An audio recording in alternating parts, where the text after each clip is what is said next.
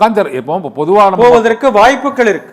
ஆனா இது சட்ட ரீதியாக காணும்னா ஒரு வழக்கறிஞர் மூலமாக நீங்க சொன்னது போலவே இந்த கன்சியூமர் கிரீவன்ஸ், இந்த ரெக்ரஸல் ஃபோரம் மற்றும் இந்த ஓம்புட்ஸ்மேன் இவற்றை ஒரு சாமானிய ஒரு பயனாளர் நேரடியாக அணுக முடியுமா? ஏன்னா வீட்டுக்கு நான் ஒரு மின் இணைப்பு மாற்றமா சாதாரண பயனீட்டாளர் அணுக முடியும், வழக்கறிஞர் சாதாரண பயனீட்டாளர் அணுக முடியும், அவர் வழக்கை தொடுக்க முடியும், வழக்கை கேட்க முடியும், ஆன்லைன்லயே கூட அவங்க பேச முடியும். அதனால அதுல வந்து தனியா லாயர் வைக்கணுங்கிற அவசியமே கிடையாது. நீங்க ஒரு கன்சியூமர் போரத்துல எப்படி இருக்கமோ அதே மாதிரி அதே இதுதான் கன்சியூமர் ரைட்ஸ்ங்கிற விஷயத்துல இதுவும் கொடுக்கப்பட்டிருக்கு. ஒரு மனு அனுப்பிச்சா அது ஆன்லைன்ல போடுவதற்கு காரணமே வந்து அதுக்கான டைம், அதுக்கான காலம் நேரம். அப்ப மனுவை வாங்க மாட்டேன்னு சொல்லி தாமதப்படுத்த முடியாது.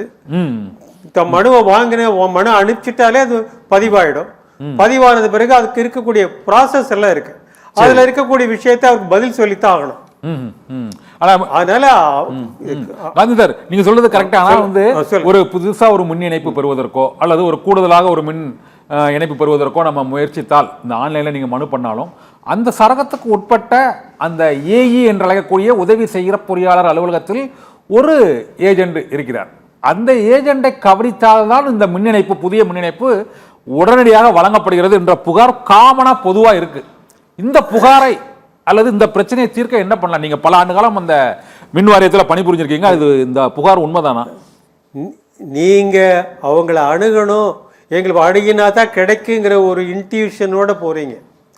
மனு செஞ்சுட்டீங்க, உங்க மனு என்ன ஆகுதுங்கிறதுக்கு அதனுடைய ஆன்லைன்லயே பார்க்க முடியும்.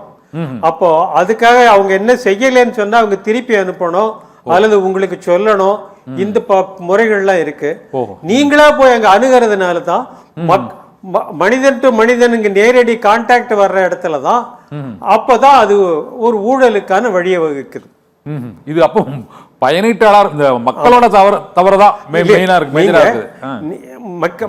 மக்களுடைய தெரிஞ்சு கொள்ளாது, அதை பற்றி தெரிஞ்சுக்க ஒரு விஷயம். இப்ப அவங்க வந்து போட்ட உடனே நேரா போய் பார்த்தா இதை காரியமாயிடும் அப்படின்னு ஒரு இன்ட்யூஷன் இருக்கு.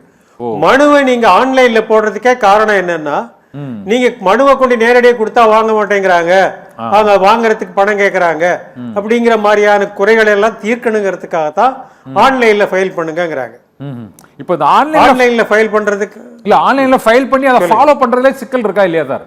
அது ஒரு சாதாரண எல்லா பயனீட்டாளரும் அதை ஆன்லைன்ல ஃபாலோ பண்ணி அதை கரெக்டா அந்த கரை இதை பார்க்க ஃபாலோ பண்ண முடியுமா, அதை ட்ராக் பண்ண முடியுமா? நிச்சயமா. நீங்க ஆன்லைன்ல ஃபைல் பண்றதே கஷ்டமா இருக்கும். எல்லா மக்களுக்கும் அது சாத்தியமானது என்று நம்ம சொல்ல முடியாது. சரி, நம்ம ஆன்லைன்ல பதிவு பண்ணி கொடுக்கறதுக்குன்னு நீங்க பக்கத்துல இருக்கக்கூடிய அந்த இ சென்டர்லாம் இருக்கு, அவங்க தான் அந்த மனு அனுப்புறாங்க, அவங்க அதுக்கெல்லாம் பதிவு பண்ணி கொடுத்துடுறாங்க. ஓகே, அதுல அந்த இடத்துல இருந்தும் ஊழல் முளைச்சு வரலாம், அந்த இடத்துல இருந்தும் ஊழல் முளைச்சு வரல.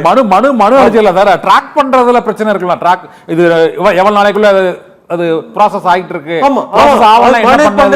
எல்லாமே ஆன்லைன்ல எப்படி பண்ண முடியுங்கிறேன். இப்போதைக்கு அந்த அளவுக்கு வசதி வாய்ப்புகள் இருக்கு. மனு பதிவு பண்றத நேரம் குறிச்சிட்டாலே அந்த நேரத்துக்குள்ள அவர் எப்பக்குள்ள டிஸ்போஸ் பண்ணணும்னு இருக்கு.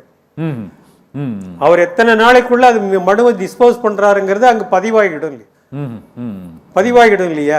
அவர் இதுல பதிவு கேன்சல் பண்றேன்னு சொன்னா அதுக்கான காரணத்தை சொல்லி தான் கேன்சல் பண்ண முடியும். அப்ப அது எல்லாமே ஆன்லைன்ல தான் இருக்கும், எல்லாமே ரெக்கார்டா இருக்கும். சரி, ஆனா இந்த ஊழல் வந்து சொல்லுங்க இல்ல, இந்த தாமதமாவது இல்ல, அந்த தாமதமாவதற்கான அந்த குறிப்பிட்ட இவ்வளவு நாளுக்குள்ள கொடுக்கணும் இல்லைன்னா ரிஜெக்ட் பண்ணணுங்கிற ஏதாவது டைம் லிமிட் இருக்கா சார்? இருக்கு.